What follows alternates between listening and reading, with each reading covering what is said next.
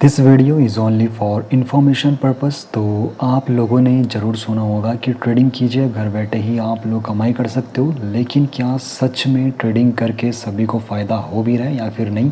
तो आपको बता दूं, मार्केट का जो रेगुलेटर है सेबी, तो सेबी ने एक रिपोर्ट पब्लिश करी है फाइनेंशियल ईयर 2026 की, जहां पर जो आंकड़े आए हैं चौंकाने वाले हैं। और आपको बता दूं, देखो, ट्रेडिंग करने के लिए आपको कौन मोटिवेट कर रहा है? फिन इन्फ्लुएंसर आपको मोटिवेट कर रहे हैं, ट्रेडिंग कीजिए और आप लोग भी कमाई कीजिए। लेकिन आप लोग इस बात को समझिए, फिन इन्फ्लुएंसर आपको जो स्टॉक ब्रोकर यहाँ पर रिकमेंड करता है, फिर आप लोग उस पर अपना अकाउंट ओपन करते हो, फिर आप लोग जितने भी ट्रेड करते हो तो उसका कमीशन मिलता है उस फिन इन्फ्लुएंसर को। वो तो कमाई करे या ना करे, लेकिन वो रेफरल के जरिए कमाई करने वाले हैं।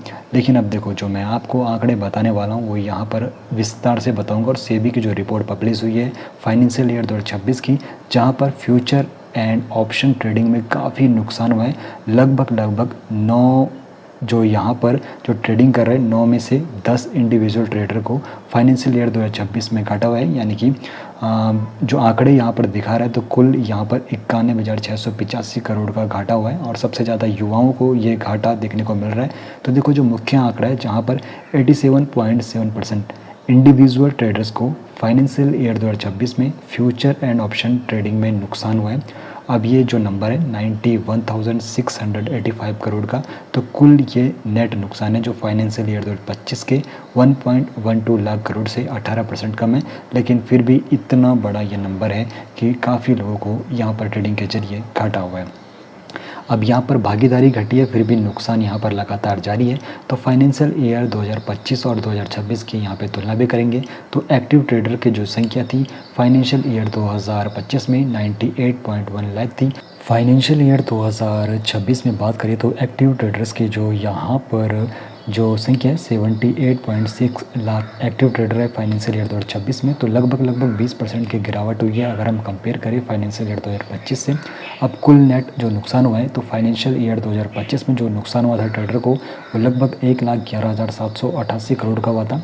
और फाइनेंशियल ईयर 2026 में जो ये नुकसान है 91,685 करोड़ का हुआ है। तो यहाँ पर भी 18% की कमी देखने को मिली है। औसत नुकसान पर ट्रेडर की बात करूँ तो एक ट्रेडर को जो नुकसान हुआ है फाइनेंशियल ईयर 2025 में 1.14 लाख का हुआ है। और फाइनेंशियल ईयर 2026 में ये नुकसान बढ़कर जो यहाँ पर 1.17 लाख हो चुका है, तो 2.4% ये बढ़ा है। तो ये आंकड़े कुछ इस प्रकार ये बयां हो रहे हैं। तो नुकसान की जो वजह है उसके बारे में बात करें तो 92% ऑप्शन ट्रेडिंग में नुकसान हुआ है। तो कुल इंडिविजुअल नुकसान का लगभग 92% हिस्सा अकेले ऑप्शन ट्रेडिंग से ये आया है। और 25,000 करोड़ ट्रांजैक्शन कॉस्ट है, यानी कि एसटीडी बढ़ने से ब्रोकरेज घटने के बावजूद कुल ट्रांजैक्शन कॉस्ट लगभग स्थिर यहाँ पर देखने को मिला है।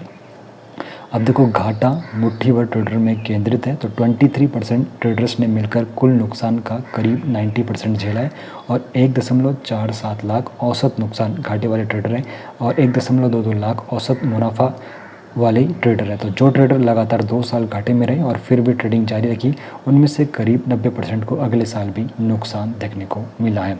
अब युवा ट्रेडर सबसे ज़्यादा जोखिम में, तो 88.5% 30 साल से कम उम्र के ट्रेडर को फाइनेंशियल ईयर 2026 में नुकसान हुआ है। 43% कुल ट्रेडर बेस में 30 साल से कम उम्र वालों की हिस्सेदारी है। 73% ट्रेडर्स की सालाना आय 5 लाख से कम रही है। और 53% कुल नुकसान में इसी कम आय वर्ग की हिस्सेदारी है। यानी कि युवाओं को यहाँ पर काफ़ी बड़ा जोखिम उठाना पड़ा है ट्रेडिंग में।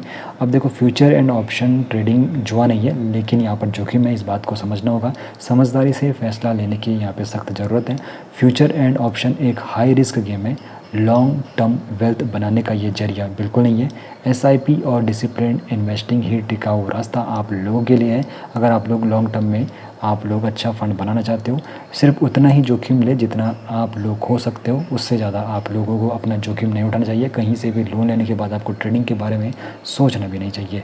बार बार घाटे के बाद भी ट्रेडिंग जारी रखना खतरे को और बढ़ा देता है। तो इस बात को विशेष तौर पर आप लोगों को समझना होगा। ट्रेडिंग एक जुआ नहीं है। आप लोगों को यहाँ पर नॉलेज के साथ ही आप लोगों को ट्रेडिंग करनी चाहिए। और बिना नॉलेज के तो यहाँ पर आप लोग गैम्बलिंग करोगे तो नुकसान आपका होना तय है। और बाकी रिपोर्ट यहाँ पर साफ कर रही है, सेबी की जो रिपोर्ट आई है, तो 10 में से 9 ट्रेडर नुकसान में है। तो ये काफ़ी बड़ा नंबर भी है और यहाँ पर जो घाटा है, जो आंकड़े आप लोगों ने देखे, काफ़ी यहाँ पे चौंकाने वाले भी है। तो निवेश से पहले फाइनेंशियल एडवाइज़र से ही एडवाइस ली चाहिए और ये वीडियो सिर्फ इन्फॉर्मेशन और एजुकेशन के पर्पज़ के लिए है।